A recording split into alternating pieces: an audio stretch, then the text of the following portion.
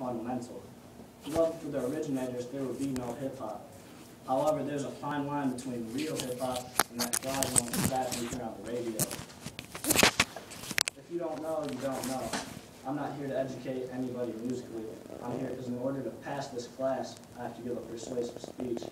So I'm persuading y'all to get on the internet and do a little research if you're interested in expanding your musical understanding and knowledge through the vibrations in your eardrums. Real music is becoming a thing of the past, it seems to me, because people nowadays are in it for the money, not the sound quality. It's just a bunch of sellouts. I've noticed that the youth of today has horrible taste in music, and I'm not hating, but that ain't my particular style and taste. My name ain't Puff, and I ain't got loot to waste. Hip-hop isn't something you do. Hip-hop is something you live. Graffiti is the raw, uncut, gritty form of hip-hop expression. We all have our own unique styles and abilities, and I'm persuading you to go beyond, outshine, and strive to be the best. I'm persuading everybody to do what y'all do. I could try to convince everybody to paint graffiti, which would be pretty sweet, but it takes time to get good, and I don't want to see a bunch of crap everywhere, more so than I already do. If you're serious about it, maybe I'd give you a chance, but y'all don't seem to be about it. Just a little curious, perhaps.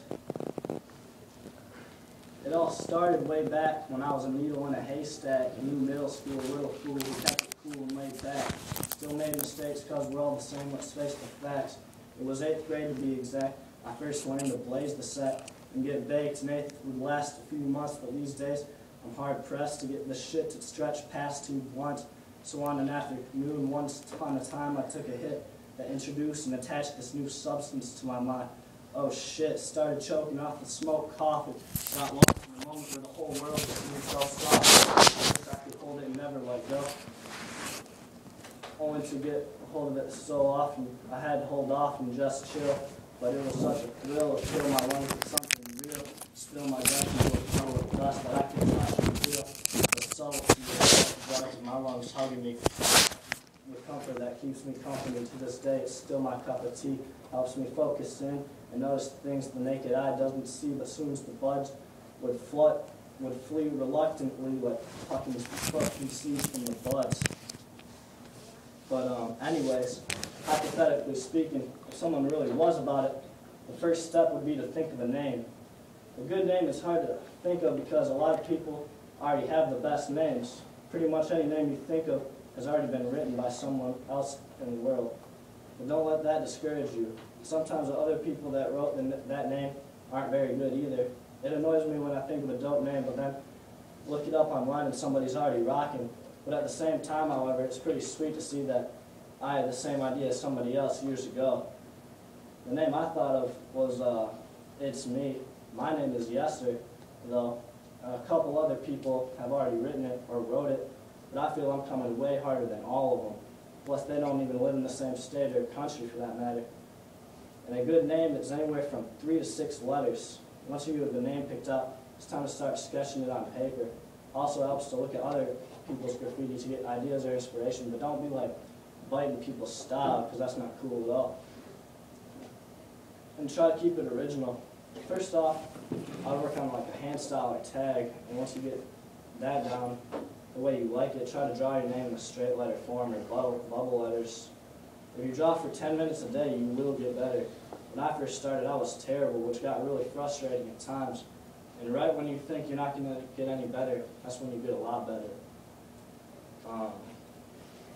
You get what you put into it. There ain't no time like the present, and there ain't no time like time. That's some flicks real quick.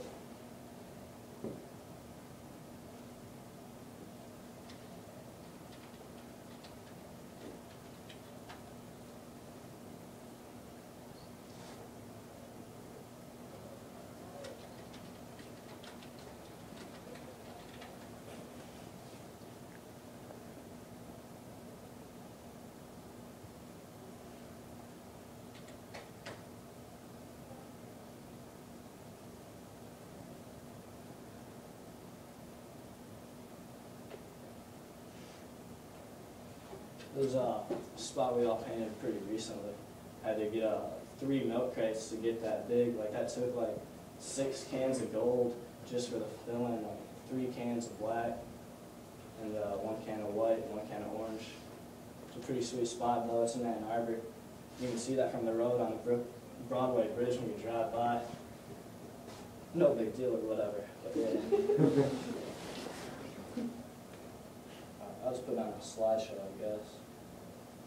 Hold up a second.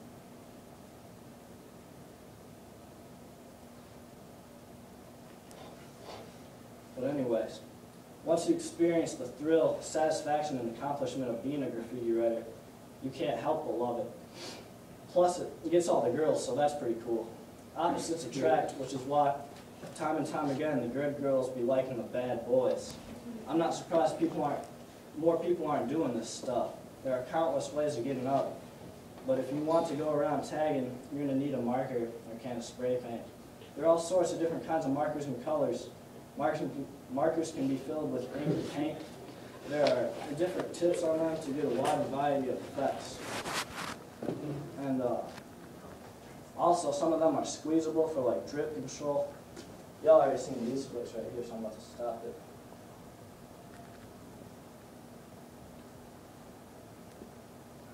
Or I might as well just keep it going.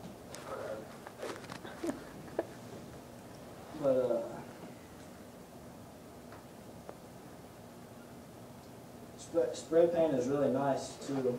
And alright, hold up, I lost my place.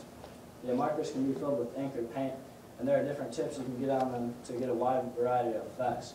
Also, some of them are squeezable for drip control. Spray paint is really nice too, because not all markers can run on rough surfaces such as brick, for example. On a can of spray paint, you have different caps which lets you choose how your tag can look. With a calligraphy cap, you get a wide, super skinny line. And with a fat cap, you get a really fat line depending on what type of fat cap you're using. You can like flare the tag out and just do all sorts of different stuff. There are lots of different types of fat caps to choose from as well as skinnies. When most people start out, they will just tag and not paint pieces or straight letters. Also, toys don't got no style, so their tag will look bad and probably be in a bad spot, which gives graffiti a bad name. I still got a love for tagging, but I don't do it as much since I'm on probation. Just a little probation vacation, but still gives me something to be doing while you're walking around downtown. Also, you explore the city and all the back alleys. You feel more one with the city. It's always an adventure, charting new territories in your mind. Nothing beats the feeling of seeing your tags at a later date and time. You don't really have to plan out a night or day of tagging either, as much as you would planning out painting a piece, straight letter, roller, or whatever. Practice makes perfect, and this should be enough to guide you in the right direction for now. And if you have any questions, feel free to ask.